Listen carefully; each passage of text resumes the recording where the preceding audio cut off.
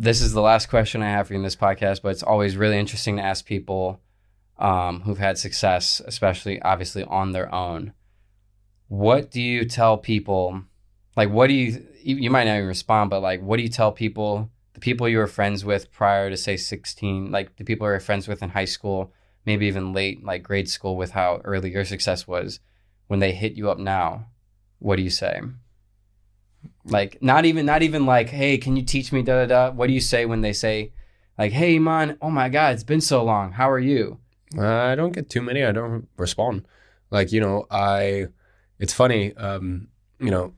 My best friend Filippo and, one of my friends who you're going to meet her now, when we go for dinner with a few of my other friends, they always say they're like, the best stock you could have invested in was being nice to Iman in school.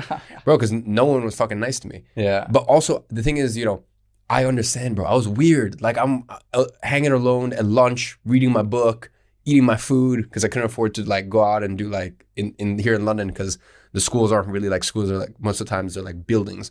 So all my friends were doing like, eating out and stuff like that. At like, I forget what his name was, but like, eating out at lunch, I would just have like my fucking chicken and rice, from home. So I'd be like eating that out of my Tupperware. I'd be reading alone. And, sometimes, people meet my best friend growing up, Filippo, and they're like, was he actually like the way that, he makes it seem? Or the way that he says in podcasts? And Filippo always, he says this to everyone. He's like, guys, this man would literally be alone at lunchtime in the bathroom stalls meditating.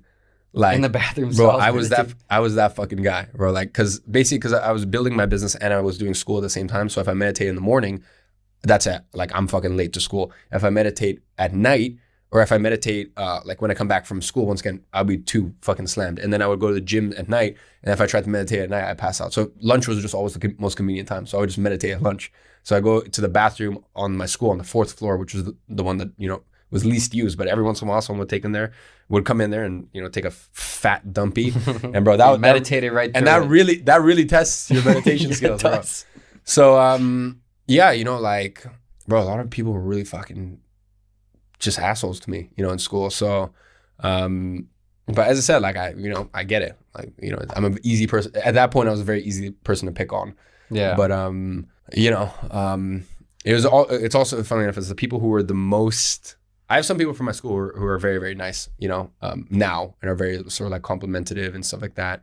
And, those people are, get along and whatnot. But it's always the people who were like were the most assholes to me in school, who are now like, yeah, he got so lucky, blah, blah, all this stuff. I'm like, bro, you were making fun of me for meditating in the bathroom and spending my lunch times reading alone. Like, you of all people know I did not get fucking lucky, bro. Like, I went through hell, to get to this point. So, yeah, I don't know. I don't have much to say. Like, I always think it's unfortunate because like some people like say that I was like good friends in high school with, but we just kind of naturally fell off when college happened and everything like that. They'll hit me up to see, hey Scott, like, how's it going? It's just like, it's like, as good as friends we were, like, I can't possibly like approach this like in a neutral way, because it's 99% of the time it's clear, obvious why you're hitting me up. Yeah. It's just an unfortunate thing. I know I talked about Heza about that a little bit too.